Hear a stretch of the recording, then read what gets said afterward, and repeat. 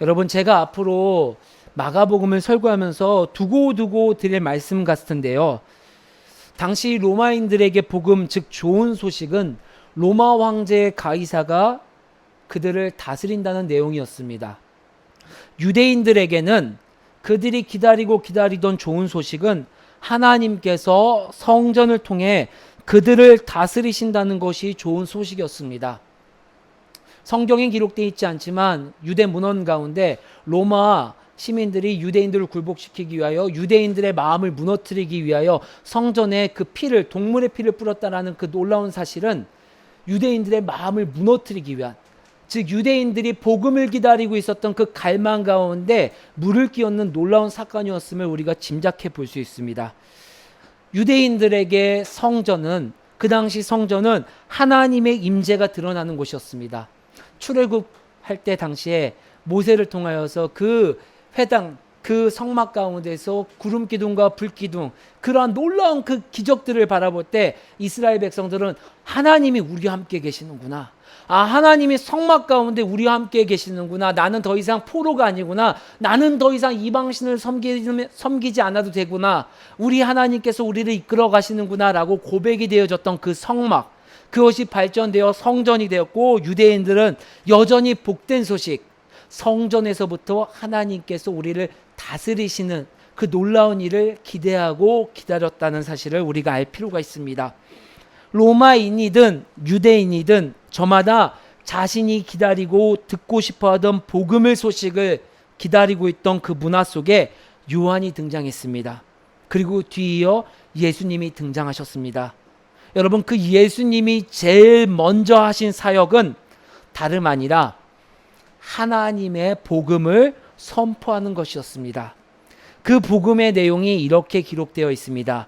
마가복음 1장 15절 말씀 함께 읽어볼까요? 시작. 이르시되 때가 찼고 하나님의 나라가 가까이 왔으니 회개하고 복음을 믿으라 하시더라. 아멘. 여러분이 구약에서 하나님의 나라라는 개념은 대개는 하나님께서 능동적으로 그들의 삶 전체를 통치해 주신다라는 의미로 사용되어졌습니다. 예수님께서 선포하시는 하나님의 나라가 왔다는 말은 그동안 하나님의 다스림을 받고 기다려왔다고 하지만 실상은 나의 삶의 자리에서 죄와 하나님께 반역하던 무리들에게 이제 진짜로 하나님께서 말씀하시고 그동안 보여주셨던 하나님의 나라가 회복되어지고 그 죄와 반역에 있던 자들의 삶을 주님께서 용서하여 주시고 하나님의 통치를 받을 수 있도록 해주신다라는 놀랍고 복된 소식이라는 것입니다. 그러나 아무나 하나님의 나라를 누릴 수 있는 것은 아니었습니다. 여러분, 그리스도인을 살펴볼까요? 교회에 나오는 그리스도인을 보면 누구나 대부분 자신을 그리스도인이라 지칭합니다. 그러나 그들 전부가 하나님의 나라를 누리는 것은 아닙니다. 우리가 수많은 봉사를 하고 섬김을 하고 때로는 나의 호주머니를 털어서 주님께 드린다 할지라도 그들 전부가 하나님이 주시는 마치 초식동물과 그들을 잡아먹는 그 동물 사이에서 누릴 수 있는, 그들이 모두가 함께 기쁨과 평안을 누리는 그 자유함과 하나님의 나라를 누리지 못한다라는 사실을 우리가 성경을 통해서 나의 삶의 자리를 통해서 볼 수 있다라는 것을 알 수 있습니다. 예수님이 비유하신 부자 청년을 살펴볼까요? 그는 누가 봐도 경건하고 누가 봐도 하나님의 나라를 누리는 듯한 모습을 가지고 있다라는 것을 우리가 알 수 있습니다. 하지만 예수님께 나와 예수님을 통하여 진정한 복음을 들었을 때 그는 실상은 하나님의 나라를 누리지 못하고 성경에서 퇴장했다라는 사실을 우리가 알 수 있습니다. 무엇이 그 차이를 가를까요? 무엇이 겉모습은 하나님의 백성이고 겉모습은 그리스도인이지만 진정으로 누군가는 하나님의 나라를 누리고 누군가는 하나님의 나라를 누리지 못하는 그 기준이 무엇일까요? 우리 마가복음 1장 15절 말씀을 다시 한번 읽어볼까요? 시작. 이르시되 때가 찼고 하나님의 나라가 가까이 왔으니 회개하고 복음을 믿으라 하시더라. 아멘. 그 하나님의 나라를 누리기 위하여서는 하나님의 나라에 반응하는 우리의 반응이 필요하다는 것을 15절 말씀을 통해 우리에게 말씀해 주고 있습니다. 무슨 반응입니까? 바로 회개하고 복음을 믿는 것입니다. 복음이 우리 가운데 선포될 때 우리에게 요청되는 것, 우리가 해야 되는 것 다름이 아니라 그 첫걸음은 회개해야 하는 것입니다. 돌이켜야 되는 것입니다. 여러분, 이 예수님께서 오신 그 시대의 문화, 유대인들의 사회에서 회개는요, 두리뭉실하지가 않습니다. 이들에게 회개는요, 예수님이 사용하신 이 회개가 사용된 그 문화적 배경에서 회개는요, 단순하게 내가 마음의 변화를 가진 것뿐만 아니라 나의 삶이 구체적으로 변화하는 것, 그동안의 나의 삶의 방향이 완전히 전환하는 것을 회개라고 말하고 있습니다. 그래, 이제 내가 예수님 말씀을 들었고 오늘 말씀을 들었으니 내 삶을 바꿔야지. 그래, 이제 내가 다른 길로 가야지라고 마음을 먹는 것, 그것이 회개가 아니라 그 마음 먹은 것이 나의 삶의 자리에서 실제로 삶의 방향이 전환되어지는 것, 그것이 오늘 예수님께서 말씀하신 회개하라의 회개라는 것을 우리가 기억할 필요가 있습니다. 그런 의미에서 예수님은 우리에게 회개라 말씀하고 있습니다. 우리가 돌이키고 내 삶의 방향이 전환할 것이 있다라는 것을 말씀해 주고 있는 거예요. 요한도 그렇고 예수님도 그렇고 회개하라, 회개하라. 그런데 여러분, 이 말씀을 들으면서 저는 답답함이 느껴집니다. 주님, 제가 도대체 무엇으로부터 회개하라는 것입니까? 주님, 도대체 내가 무엇으로부터 돌이켜야 되는 것입니까? 요한도 그렇게 말씀해 주지 않고 사라졌습니다. 예수님도 오늘 분명히 말씀해 주지 않고 우리에게 회개하라 말씀하고 있습니다. 저는 이 말씀에서 답을 찾기보다는 14절 15절 말씀에서 답을 찾기보다는 바로 뒤이어서 첫 제자들을 부르시는 사건에서 회개하고 복음을 믿으라는 구체적인 예수 그리스도의 방법을 함께 나누고자 합니다. 우리 1장 16절로 17절의 말씀을 함께 읽어볼까요? 함께 읽겠습니다. 시작. 갈릴리 해변으로 지나가시다가 시몬과 그 형제 안드레가 바다에 금을 던지는 것을 보시니 그들은 어부라. 예수께서 이르시되 나를 따라오라. 내가 너희로 사람을 낚는 어부가 되게 하리라 하시니. 아멘. 오늘 예수님은 제자로 불러주시는 두 어부에게 다가갑니다. 여기서 말하는 시몬은 우리가 잘 알고 있는 베드로입니다. 베드로와 안드레에게 예수님이 다가가셔서 나를 따라오너라. 내가 너희를 사람을 낚는 어부가 되게 하겠다라고 말씀해 주고 있습니다. 여러분, 우리야 지금 예수님이 어떠한 분인지 아시니까 이 문맥을 읽으면 압니다. 예수님께서 오셨네? 나를 부르셨네? 사람을 낚는 어부가 된다고? 우리가 어떤 의미인지 충분히 이해가 됩니다. 하지만 당시 어부였던 베드로와 안드레에게 이 말이 이해가 됐을까요? 아마도 두 가지 반응을 보일 수 있을 것입니다. 좀 이 예수라는 사람, 랍비라고 불리는 사람, 선한 선생님이라고 불리는 이 사람, 좀 뭔가 부족한 사람 아니야? 아니, 사람을 어떻게 낚아? 이거 물고기 잡아야 된다는 걸 잘못 표현한 거 아니야? 라고 조금 황당한 반응을 할 수도 있고, 또 혹 어떤 사람은요, 사람을 낚는다고? 이 살벌한 사람 아니야? 이상하네? 와서 정말 이해가 안 되는 이야기를 하네? 황당무계한 반응이라든가 조금은 더 이해가 되지 않는 살벌한 반응을 할 수도 있을 것이라 생각이 됩니다. 그런데 이 말이 가지고 있는 진의는 무엇일까요? 어부들에게 하나님의 나라가 가까이 왔으니 회개하고 복음을 믿으라는 내용을 오늘 예수님은 나를 따라라, 내가 사람을 낚는 어부가 되게 하겠다라고 말씀해 주신 것입니다. 이제 두 어부에게 요청되는 것은 다름이 아니라 반응의 모습입니다. 어떤 반응일까요? 회개하고 복음을 믿으라. 18절 같이 읽겠습니다. 시작. 곧 그물을 버려두고 따르니라. 아멘.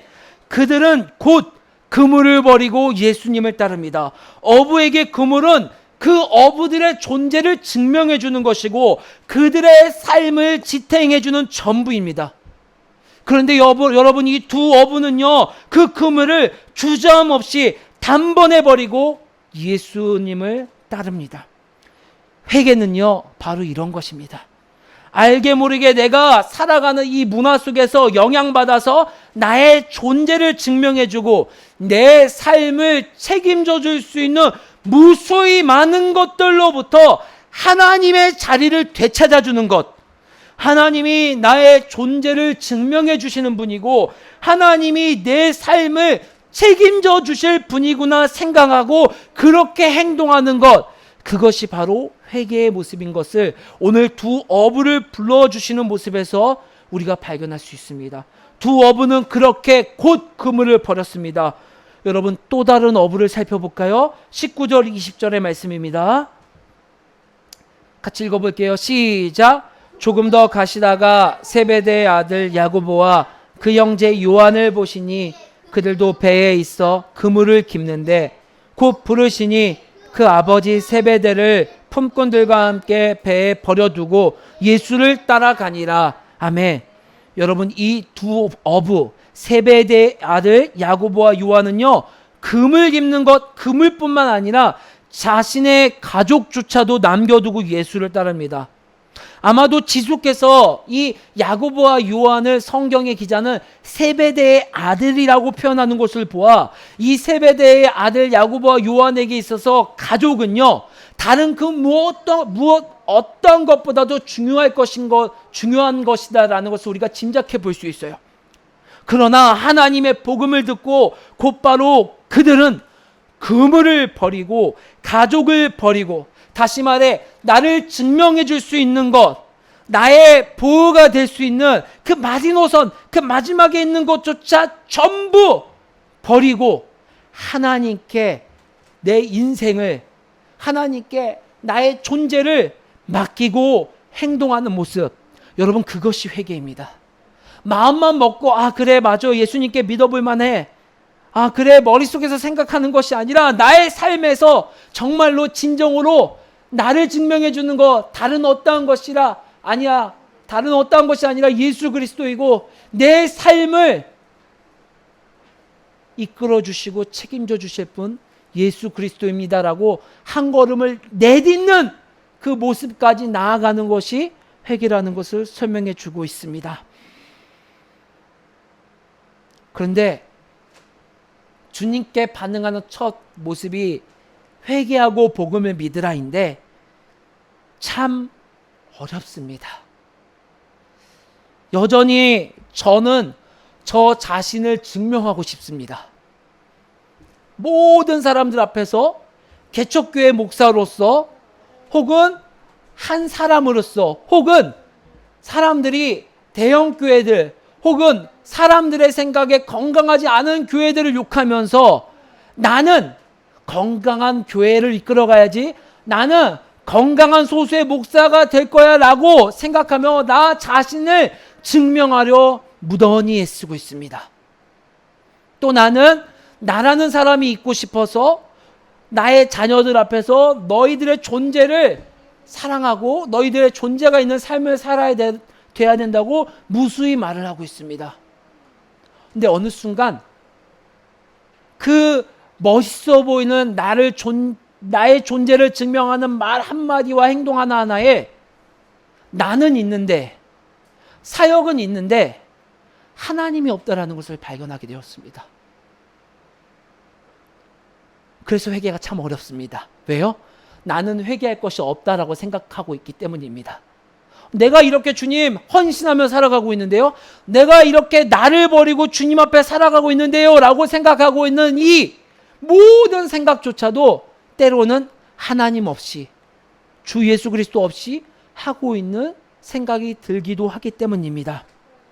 또 하나, 내 삶의 자리에서 이렇게 회개를 주님 앞에 고백하고 나의 삶의 방향을 전환하는 것, 한두 번은 할 수 있을지 몰라요.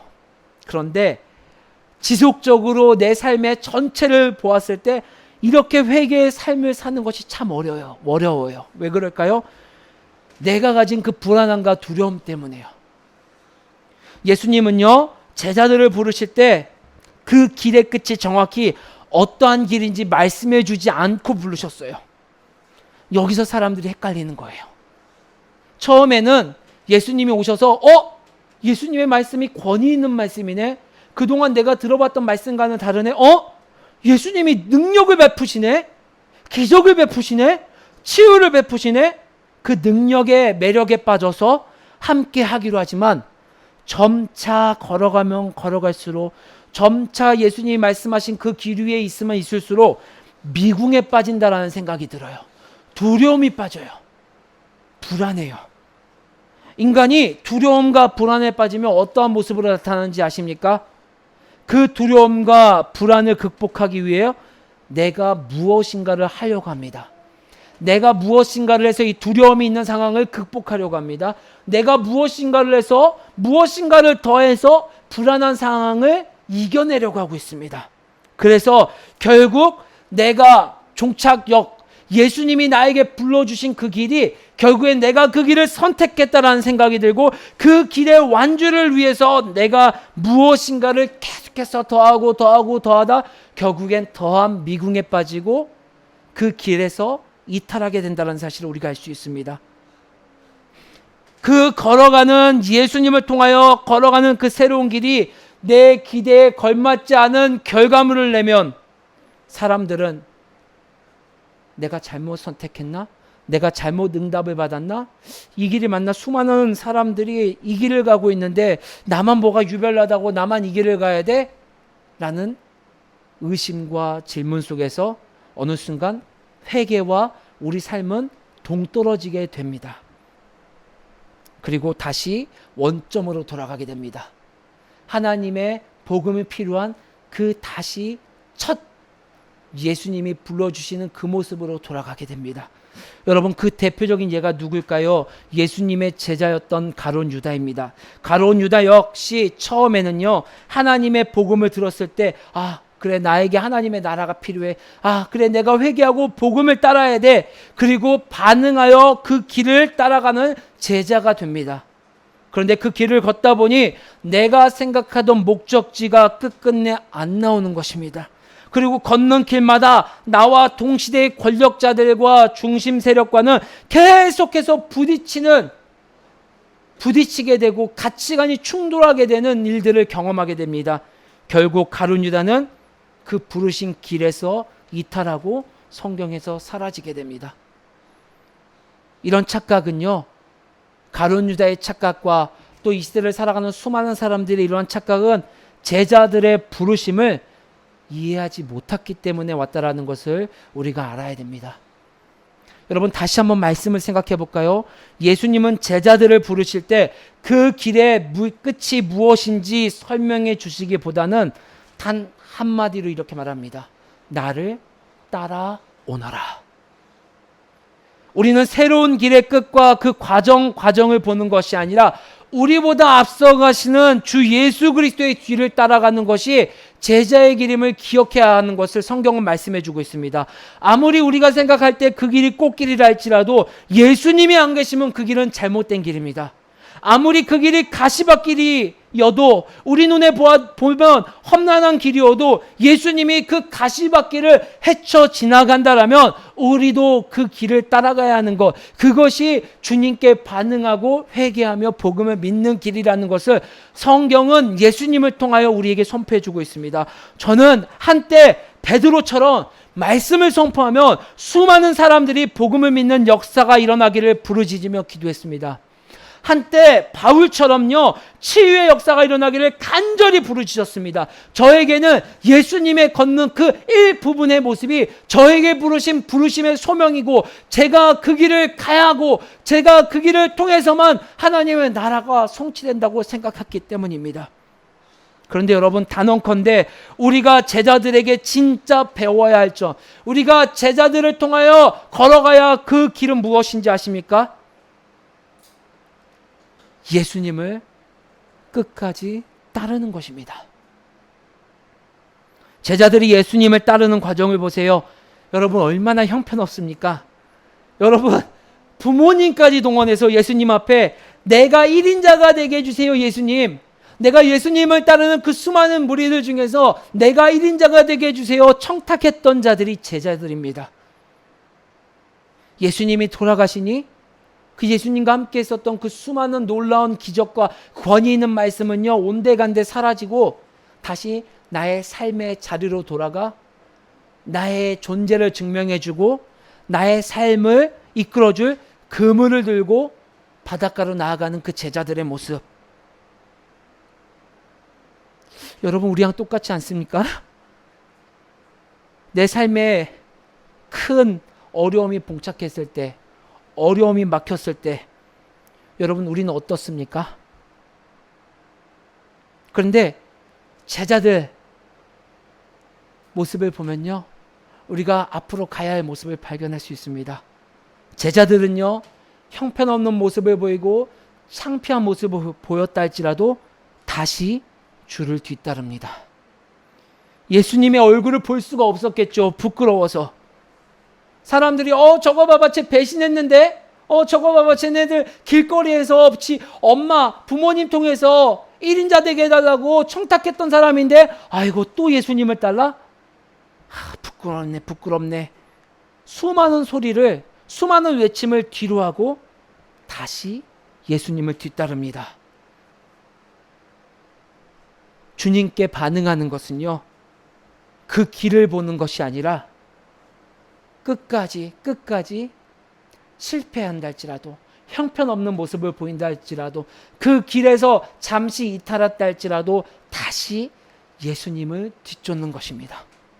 그 뒤쫓음에는요, 평생에 걸친 우리 돌이킴의 과정이 수반된다라는 것, 그것이 복음이고 그것이 우리 주님께서 우리에게 주신 회개의 첫걸음이라는 것을 성경은 이야기해 주고 있습니다. 오늘 말씀을 준비하면서 지금도 주님은 우리를 위해서 중보하고 계십니다라는 히브리서의 그 말씀이 너무나도 와닿더라고요. 주님이 하나님 우편에 앉아 우리를 위해 기도하신다라는 그 하나님의 말씀이 오늘 이 말씀을 준비하며 정말로 와닿더라고요. 무엇을 위해서 기도할까요? 우리 교회가 앞길을 위하여서, 우리 교회가 하나님의 일을 분별해서 그 일을 동참하게 하기 위하여서, 내 삶의 자리가 수많은 사람들에게 복음을 전하여서 그 사람들이 복음을 믿고 주님에게 따라가게 하기 위해서, 아니면 죽을 병도 다시 살아나게 하여서 주 예수 그리스도의 권위가 살아나게 하는 것, 그것이 될지 몰라요. 하지만 더 궁극적으로 주님께서 오늘 우리에게 주시는, 주님께서 우리를 위해 기도하신다라는 그 기도의 내용은 다름이 아니라, 괜찮아, 형편없어도 괜찮아, 배신했어도 괜찮아, 그 길에서 이탈했어도 괜찮아, 너가 다시 돌아와서 나를 뒤따랐으면 좋겠어. 너가 있는 모습 그대로 포기하지 않고, 너를 믿지 않고 나를, 주 예수 그리스도를 바라보며 다시 내 뒤를 따랐으면 좋겠어라고 하는 그 주님의 기도가 제 마음 가운데 울림이 주어지게 되더라고요. 여러분, 목사인 저도 계속해서 방황하고 있습니다. 계속해서 길을 이탈하고 있습니다. 그럼에도 제가 이 자리에 설 수 있고, 그럼에도 제가 이 세상에서 한 걸음 내디딜 수 있는 것은 주님께서 저를 위해 기도해 주시고 기다려 주시고 손 내밀어 주시고 있기 때문입니다. 사랑하는 여러분들에게 오늘 이 음성이 심령 깊숙이 박혀 주님께 반응할 때 또 실패하고 수많은 정죄의 소리가 들려올 때 다시 한번 주님께 나아갈 수 있는 우리 가족들이 될 수 있기를 주의 이름으로 소망합니다.